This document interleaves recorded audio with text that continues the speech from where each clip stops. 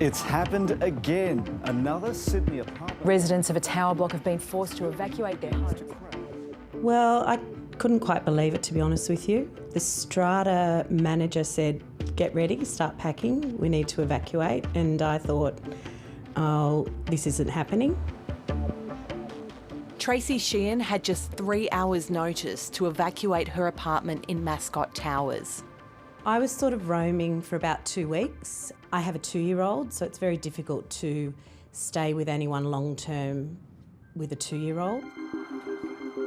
1 month on, the single mum is renting a serviced apartment close to the abandoned tower, with no idea if she'll ever be able to move back. The Department of Fair Trading has been fantastic and offered accommodation allowances. That's been very helpful because literally life goes on, so there's mortgages, bills, utilities, council rates. I mean, it's not going to be something that we can sell, not for a long time. No. Tracy Sheehan and Brian Tucker are separated, but they still co-own a 3-bedroom apartment in MASCOT Towers. They bought it in 2014 for $900,000. Well, at the moment, it would be basically impossible to sell. I don't know. I guess it doesn't really have a value at the moment because no one would buy it. MASCOT Tower owners are facing an initial repair bill of $1 million. Brian and Tracy's share is $13,500. That's only the first stage. The last meeting we had, they were talking about being 5 or 6 million, and so that's going to be another 5 times that we have to come up with. Just 4 months ago, Fabiano dos Santos paid nearly $1 million for his 2-bedroom apartment. He's now renting in a nearby suburb. The New South Wales government is helping to cover the costs, but not for long.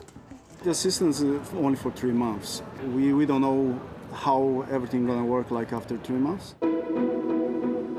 Fabiano's got just a few weeks to raise more than $8,000 for his share of the emergency repair bill. And that's just the start. So I'm definitely expecting more to come, and we don't know how we're going to afford it. Over the past decade, Australia's major cities have been transformed by the biggest high-rise building boom in the nation's history. Unit owners around the country are facing hefty bills to repair building defects. And another major safety concern is flammable cladding. In Victoria, where residents of more than 500 buildings faced huge costs to replace the combustible cladding, taxpayers will be forced to shell out hundreds of millions of dollars. Every dollar that's spent removing this highly combustible cladding and making these buildings safe on a unique basis, I think is money well spent. But with the full cost estimated in the billions, the Victorian government is appealing for federal support.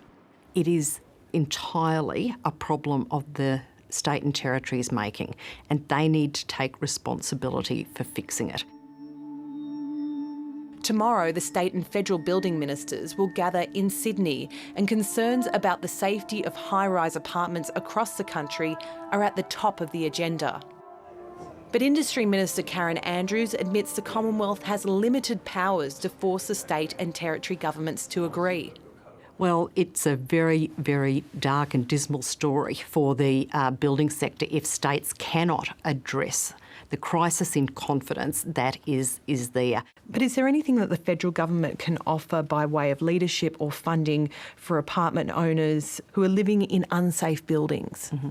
Our leadership is to bring the states and territories together to look at implementing their building confidence report. There is a crisis of confidence in the building sector, but it is a state and territory responsibility.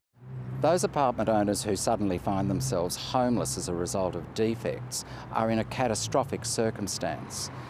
Stephen Goddard is from the Owners Corporation Network, which represents apartment owners. The real losers are those Australians who are trying to purchase some slice of the Australian dream, a home of their own. How can they possibly deal with a first home purchase that turns into the potential of bankruptcy as the only way of getting out of not the Australian dream but the Australian nightmare? Residents of defective apartments who are having to foot the bill for major rectification work want governments to intervene. But that's not the only issue facing the industry. Due to a spate of expensive building defects, it's becoming harder for those in the construction sector to get insurance, which may force them out of business. Insurance is a necessary evil. I believe the project's gone quite well. Perth surveyor Ron Sherrar is worried the company he works for will be forced out of business because it can't get insurance. His boss has written to the Prime Minister warning of a crisis.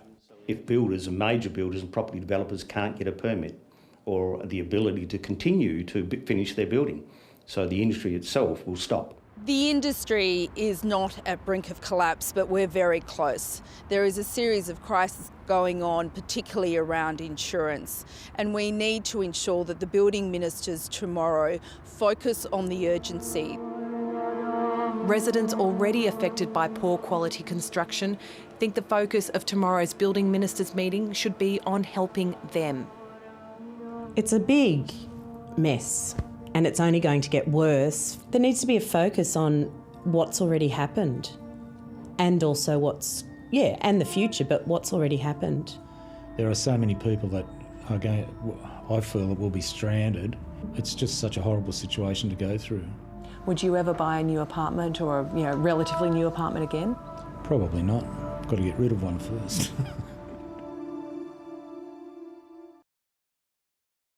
Hi, I'm Lee Sales. Thanks for watching this story. If you'd like to watch more of 730's stories, they are on the left of your screen. And tap on the button below to subscribe and get the latest from ABC News.